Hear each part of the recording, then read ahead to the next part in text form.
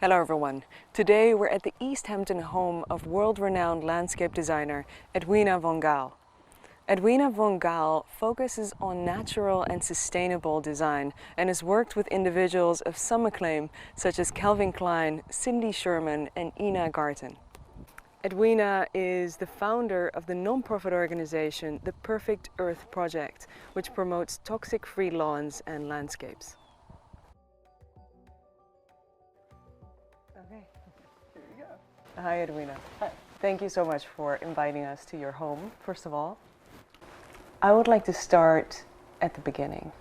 Where did your passion for nature and interest in horticulture start? Well, I grew up in the countryside in Putnam County. My grandmother, who lived not far away, she was a passionate gardener. So and my dad grew vegetables, and my mom was the president of Garden Club. And as kids in those days, everybody had chores, so I had to work in the garden. And I never, ever thought I would be gardening as a choice. It was not a chore. But at the same time, I spent so much of my childhood outdoors. I had 5 brothers and sisters, but I was the 5?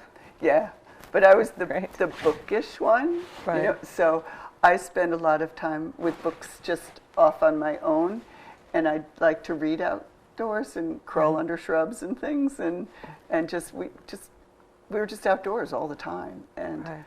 I think that's a really important formative component, and I wish every kid could have that. I kind of share that sentiment because when I grew up, we were surrounded by nature all the time. My grandmother had a garden, and we were always in the garden, and there were frogs and, bugs and bees and bumblebees, and that was such a great memory. And how did that interest in horticulture go from a passion to eventually your job or career?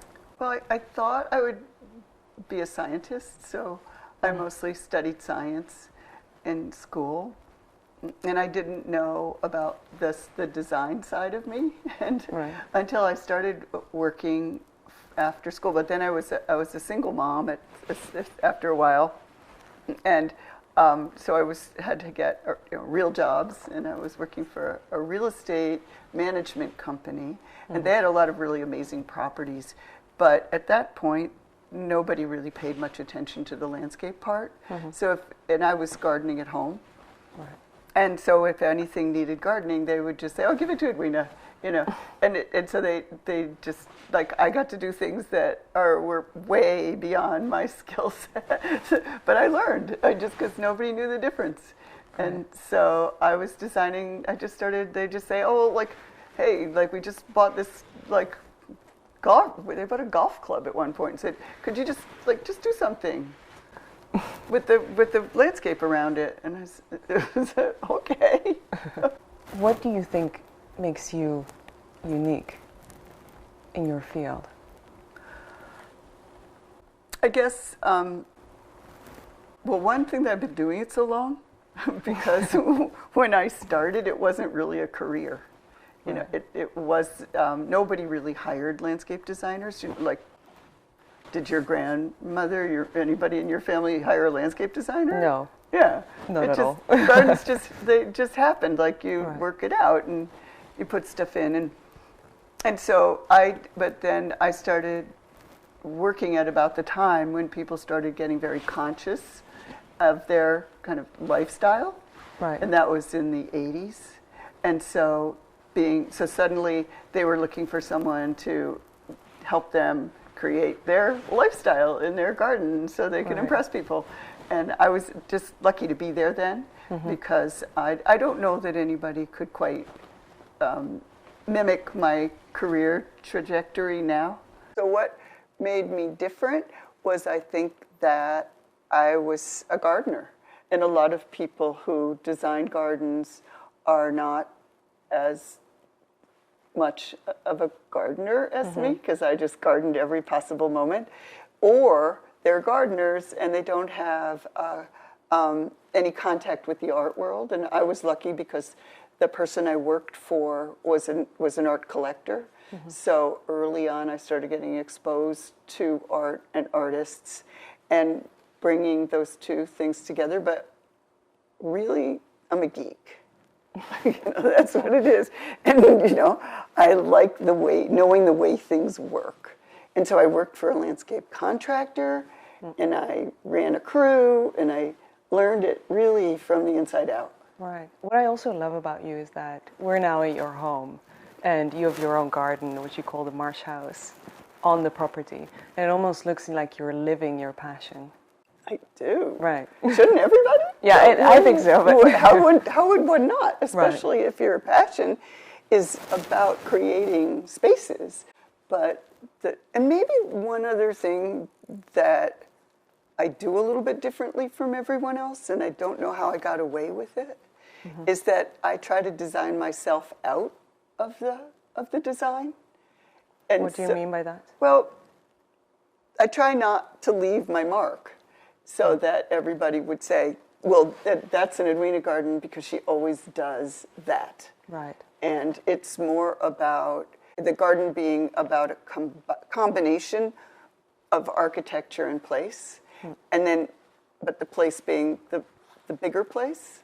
And if you put yourself in between those two major forces, somehow or other it always seems like it's not comfortable. I want places, my gardens, to be really peaceful. Like you don't feel like you walk outside and, oh my gosh, there's a leaf out of place, or oh my God, this is.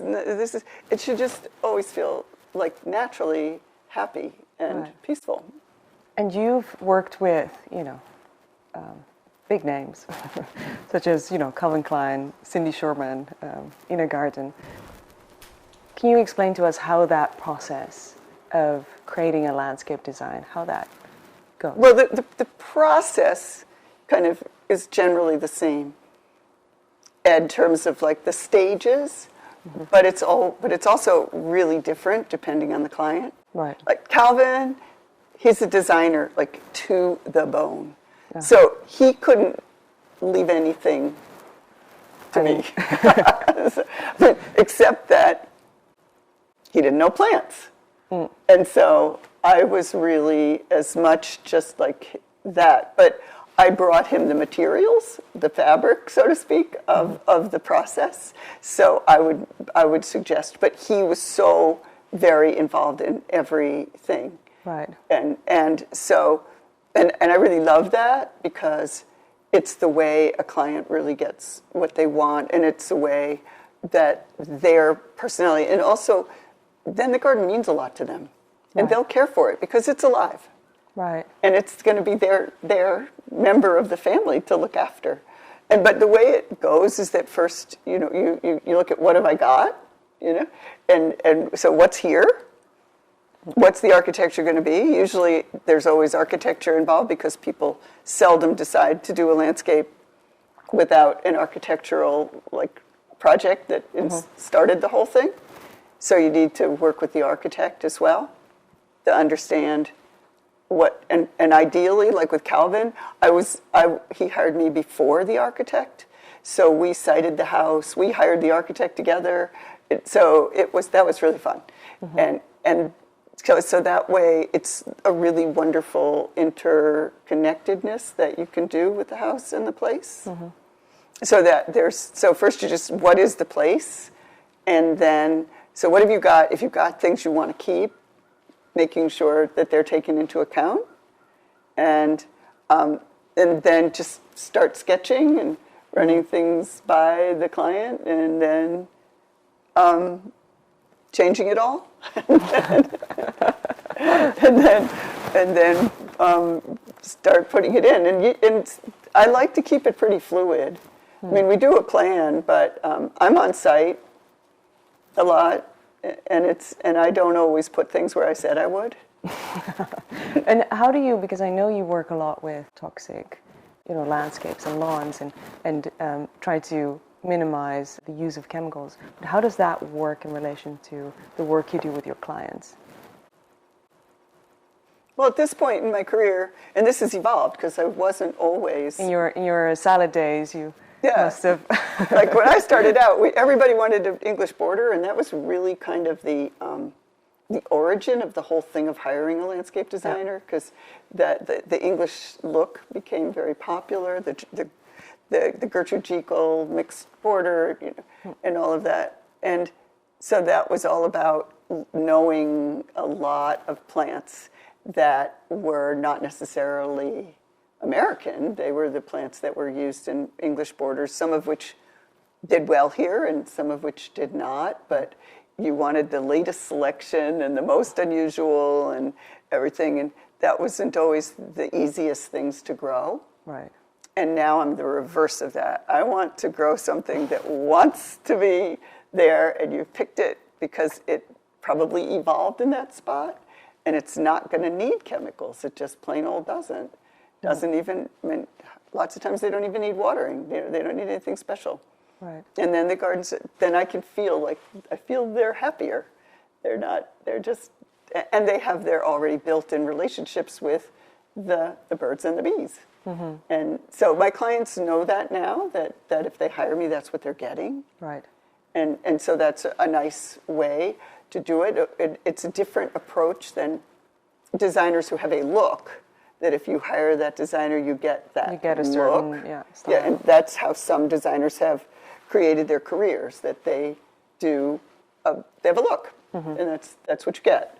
But mine is more about, I have an ethic, and that's what you get.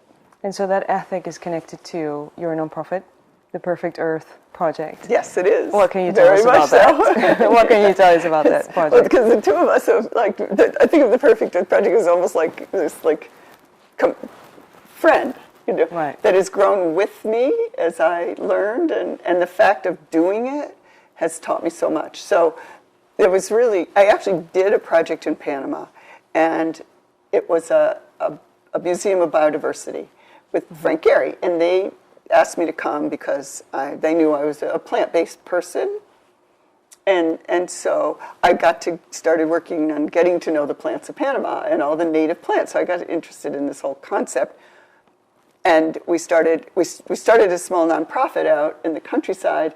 Mm-hmm. It just evolved, and to help the farmers replant with native plants in their highly degraded lands. And the people were saying, well, you have to use chemicals. And I was saying, but does that make sense? Like, these are native plants. Why would we use chemicals to grow native trees? What kind of chemicals? Like herbicides, pesticides?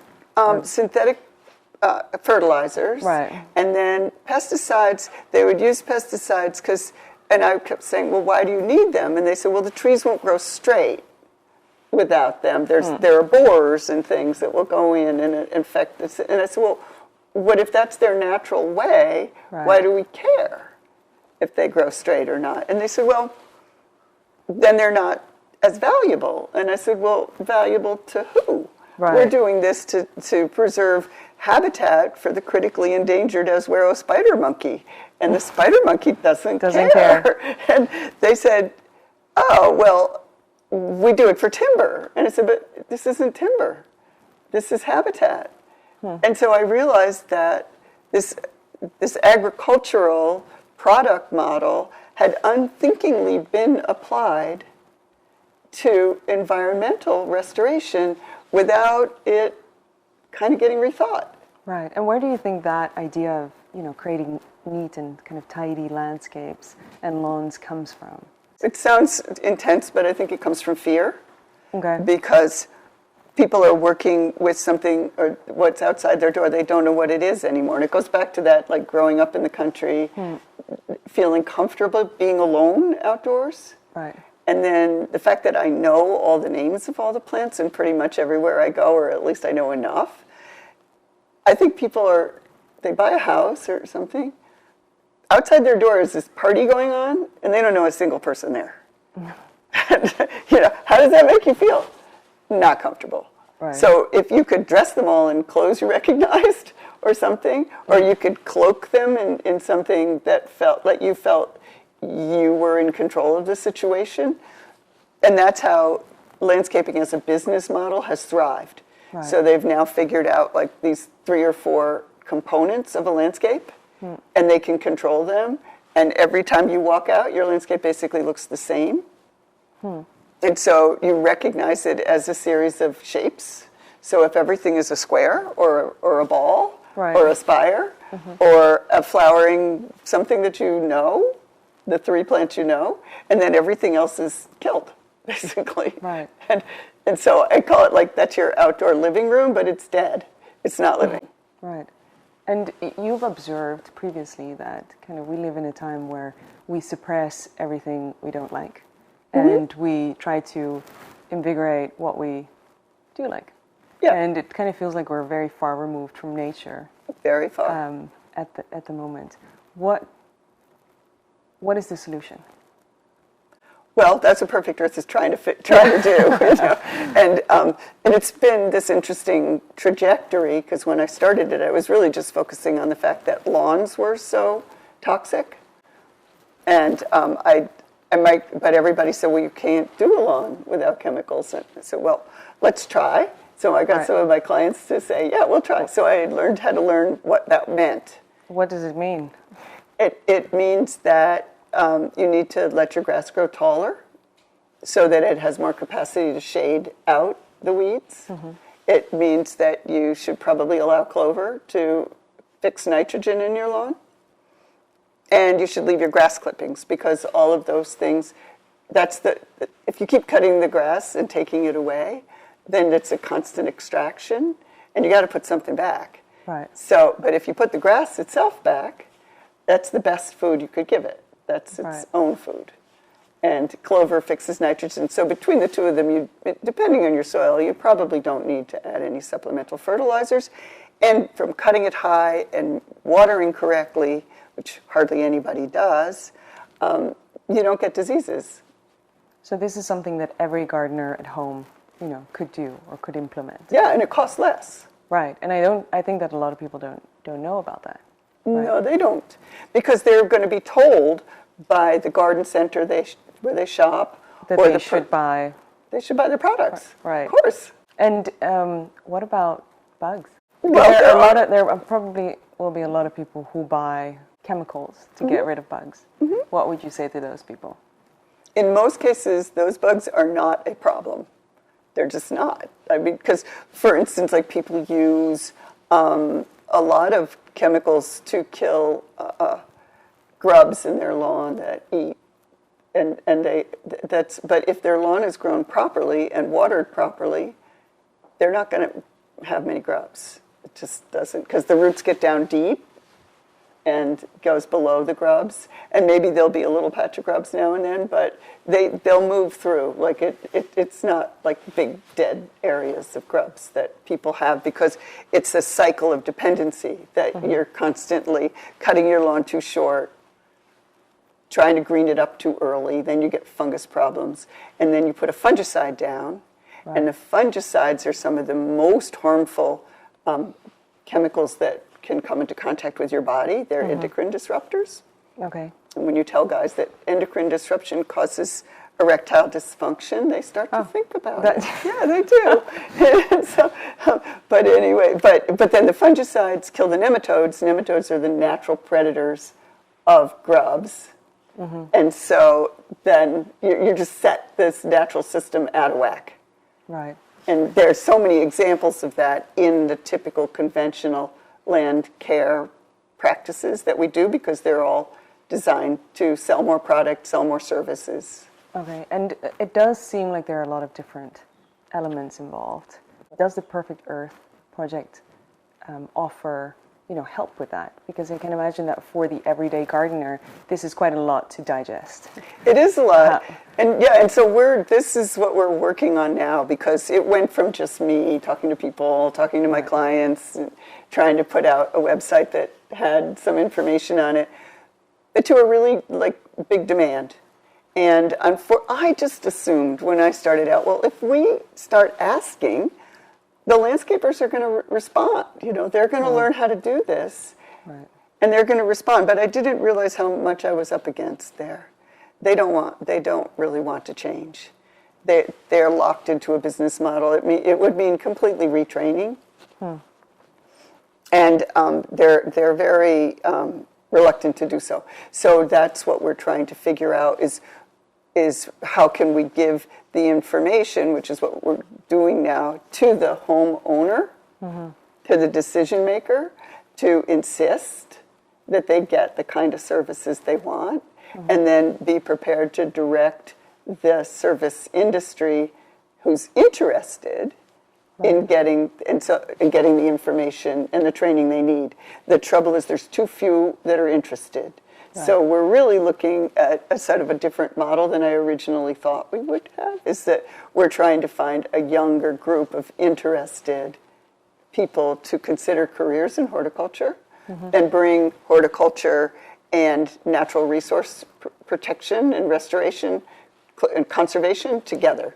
So your yard is a conservation project as much as it is a garden. And do you feel like the demand for those kind of services and that kind of information that has grown over the years? Oh, tremendously. Yeah, I can imagine. Oh, huge, and it's exponential. So you're here, right? I am. And what would you think, as a woman entrepreneur? Yeah. What was the biggest obstacle that you faced? Yeah, being a good parent, being a good boss, trying to hold it all together and still be kind of nice. How did you manage being a good mother and a good entrepreneur? I think my daughter would probably say maybe 75%. Right. Because there were times I would have wanted, I kind of could have been there more. And looking back, you don't have a manual. Right. Your everyday life, what did it look like? Did you have a nanny or did you? No. How did it work? But what I did was, because when I started out, I wasn't making much money, so it was really like scratching by. Right. So I always worked it out so that my office was somehow next in my home, basically. I worked from home. And so I would put my daughter to bed and go back to the office. And so I would be there when she came home from school. We'd do our after school thing and the homework, and then she'd go to bed and I'd go back to work. And what about being a good boss? What were the difficulties that you encountered?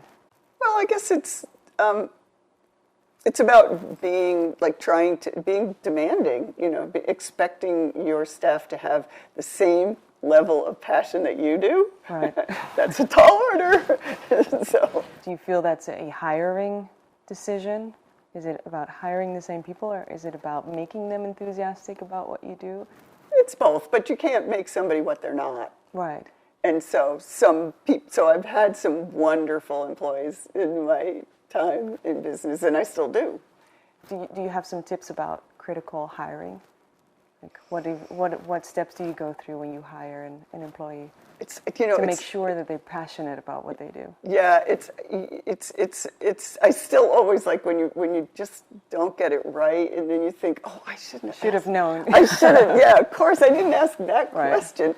But I think that actually, if you have enough staff, just get that person in with your staff and let them talk to them. And if you have more than a couple people in the office, it's really their choice. Is this person going to fit in with us and knowing what we're doing? So you would recommend a couple of test days? Yeah. For newly hired? Yeah, I think it would probably be good. I think you got to walk them around the garden, walk them around your gardens, and see what questions they ask. To be good at what we do, you got to be really curious. And that's what I actually really love about you, is that you seem like such a free spirit, and you follow your passion, and you've been really good at it, but you couldn't have done it to this degree if you weren't also a, businesswoman. Well, I was lucky because the job I had in New York City working for the real estate company, I had the most amazing boss. He was so not easy to get along with, but he was and he always, or everybody who worked for him always would say, well, if you make it through 3 months, you're going to be with him for a really long time. Because that's the kind of person he was. It was trial by fire. Right. And it was like, nobody does that anymore. I used to leave his office in tears on a pretty regular basis. But he taught me to pay attention. Right. Like if somebody, how to read an invoice. And so that when people send me quotes for my jobs. I mean, I'm still channeling him to this day. Like, no, this invoice doesn't make any sense. I can't pass this along to a client. No way. How did he teach you that? How did he do it? Yeah, how did he... He could read an invoice and do numbers in his head instantly on site. Like, he could add and do, and so he was brilliant. And so when I was supposed to bring all of the bills to him with the checks made out for him to approve and sign of all the different jobs I was doing and everything. And so he would look at one and say, wrong, wrong, this is stupid. And I would say, oh no. And so my goal was to get through an entire set. This is my personal goal. Without a mistake. And after a while I learned to do it. The other thing I learned from him, he taught me how to bid at auction. Oh, really? I mean, like, amazing stuff. What did he teach you? Kind of by doing, like, first, so we would go through the auction catalogs.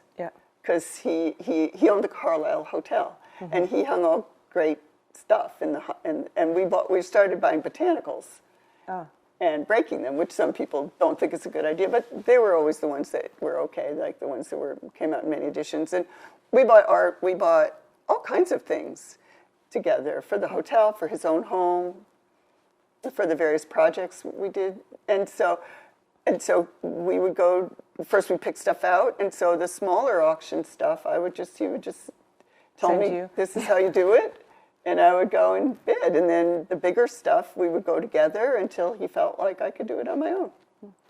And then when did you leave that environment and started to work for yourself in 1984? In 84, he said that he felt that my job was going to disappear because he was moving his investments from real estate to money, to just the financial market, where he just said, managing real estate's a lot of work, and I'm really good at the numbers, and I'm just going to focus on that, and I'm like, I don't really need to do this real estate stuff so much anymore, and that's what you do, and that means your job will be coming to an end, and besides, you should be a landscape designer. And I said, that's not a career. And he said, I think you could make it a career. And he said, we talked about how much work I still had to finish up for his, so I had a guaranteed income for a couple of years. But I worked for his company as my own company for a couple of years, and then started bringing in my own clients. And how was that transfer from being an employee to being an entrepreneur? I never thought of myself as an entrepreneur. I know, it's a buzzword now. If I had, I probably would have been too nervous to do it. I was a single mom who just needed to keep income coming in. You already had a second job, right? But so I was working with a lot of the people I'd already established relationships with. And then I started hiring some part-time help. But it wasn't all that different because I had a lot of autonomy in my job. And over the course of your career, what has been the most significant success? If there was one garden or one landscape. Oh, it's hard. That's a really... I know. I don't even know if I can say because each one sort of builds on the next one. But in terms of like just significant in terms of career, like trajectory, was one that I did in Sagaponic. I was working with a couple for their roof garden, because I started doing roof gardens, obviously, in New York City. And they said that they had a landscape architect. They were building a house in the country, and they'd hired a landscape architect who didn't know anything about plants. And could I advise them on plants? I suppose you could. And I said, sure, I'd be happy to do that, and so I started to do that, and the next thing I knew, I had the job. They just, it became my job. And so that was my first really big job. I mean, I had done smaller jobs out in the country, but that was my first big job with really good architects and new construction. The site, I mean, some of the things on the site had already been established when I took it in that nobody wanted to change, and there wasn't any real reason to. And where do you find your passion in these days? Looking at how to make gardens look as natural, like It's always been that, though. That's what my daughter laughs. She said, Mom, I can't believe it. You get people to pay you really well to go to places that are already beautiful and look like you didn't do anything, and do a job that makes that you make it look like you didn't do anything. He said, that's odd. And that I just want to keep doing that. That I can deliver gardens that look so happy, and ideally to keep learning more about the plant and animal interactions, so that the amount of maintenance they require just stays very low. Right. And the way I can introduce my clients to what they've got. Right. And what are 3 things that a perfect is probably not the right word, a landscape or garden should have, in your view? Well, it's really kind of it's habitat, and habitat is food, shelter, and water.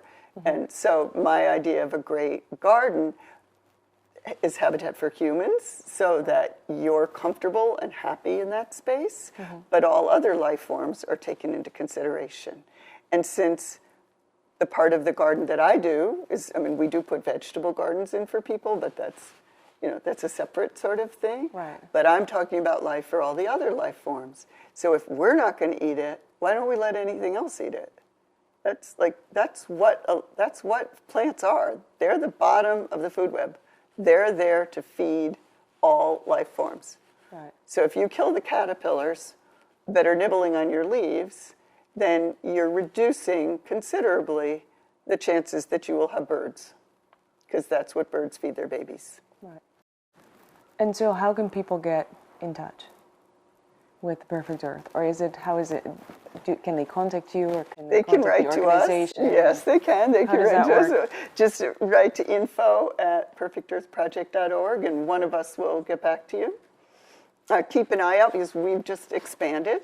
So because of all this excitement, and because it was time for me to step aside, Right. as the administrator, that's not really my best role. We've hired an amazing executive director who's come to us from a big job he had at Audubon, but he just thinks that this is the future. There's one statistic that I thought was very shocking, which is that a statistic that you raised in a previous interview, and that was that 75% of all raindrops contain glyphosates. That's what they say. Can you? Yeah, exactly. You haven't even tested all the. But all that the, is the a raindrops. statistic that's out there. And could you explain what that means for humans and for animals? It's mostly about agricultural use of glyphosate. So, which for people who are maybe not aware of that term, that's often referred to as Roundup, which is the product name. And Roundup is actually an enhanced version of glyphosate, so it has other secret ingredients that make it actually more And intense. it's a herbicide. Right. It's a non-selective herbicide, so that means it just kills everything. Kills everything except the GMO plants that have been scientifically altered Modified to be resistant. Right. Yeah. Okay. But you spray it on, it dies. Okay. Whatever you hit, it kills it. And so it's very handy. Right. For certain things. Effective. Yes, it's very effective. It's super easy to use. And when I started in the business, we were told it was harmless. And so we assumed it was harmless because it killed plants, not people. But what's happened now is that we've learned about our biomes. And our biome consists of microscopic organisms that are plant and animal and fungi and bacterial. And that's what's really running our systems. And it's fascinating. That's my geeky side, too. It's really fascinating what they're learning about how this incredible world of microbial life is in charge in our body. And those are the things that the pesticides kill. The things that our life system is dependent upon for healthy functioning. And now we understand why a synthetic product that was made to be very sophisticated and specifically kill certain things, not human, is actually bad for humans. Right. It's not a good thing. No, it's not a good thing. But the beauty of it is that we have, in our own landscapes, we have ultimate choice. We can Right. simply say no. Right. Like, no, I do not want that in my landscape because they're really bad for children under 5 when their bodies and their endocrine system and their nervous systems are forming. They're absorbed through your skin. They come in your house. They're persistent. And the alternative is totally joyous, like of having landscapes that are thriving with birds and butterflies and bees and bugs. Bugs are fascinating. Right. And very few, there's such a tiny percentage of them that might be considered harmful. But if you say, well, it's eating my trees, you say, well, didn't you just have the tree guy come and cut off like a third of your tree and take it to the dump? And those caterpillars are just like nibbling the leaves. They're not even making big cuts in the branches. They're just Right. nibbling around the edges. And you can't give them that? Right. Like, what? And what about if people would be growing their own vegetables and their vegetables would be eaten by bugs? What should they do, you know? There are a lot of ways that you can manage insects. I don't think that very many people now go to the extent of putting in a vegetable garden in order to spray it with chemicals, because most people are pretty careful about what they're ingesting. Of course. And that a home vegetable garden is a great way to get lower cost organic vegetables and to introduce your family to this beautiful process.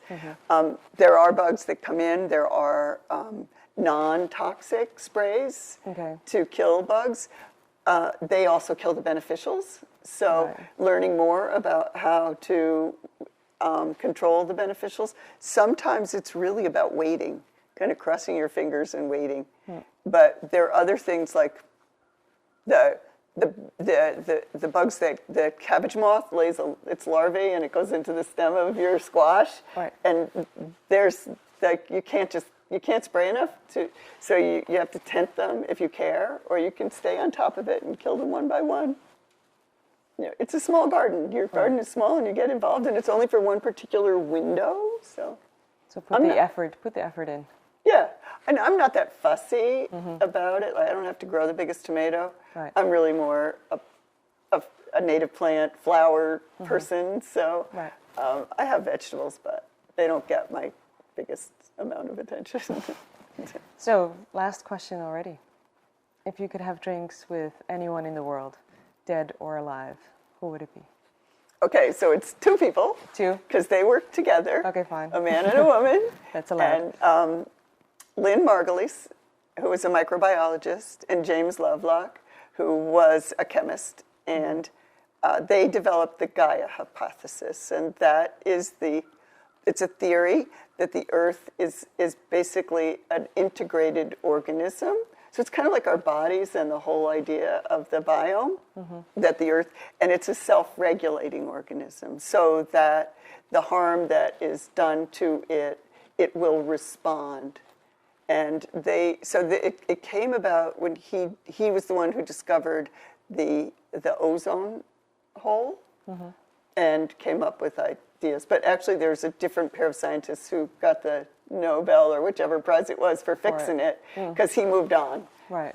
But he was just the most impish and wonderful, and I just always wanted to meet him. But he died in July at 103, and I'm not going to get to meet him now. That's a shame. And Lynn Margulies died before I even knew about her, back in the late 70s or something. She died young. And what is something you would ask each of them? Well, of course, we're all dying about what's going to happen. Because they predicted.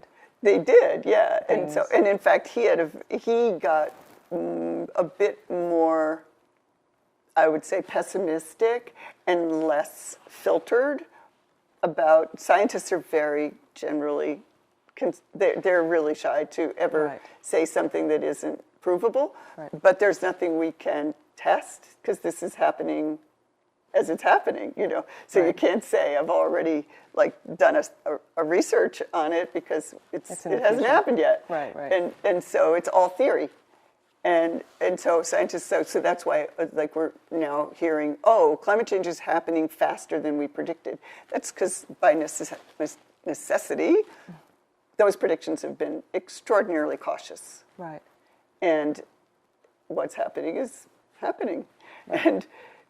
And so he was very less cautious as he got to be 100 years old, and didn't really care about like what people thought of him in his career.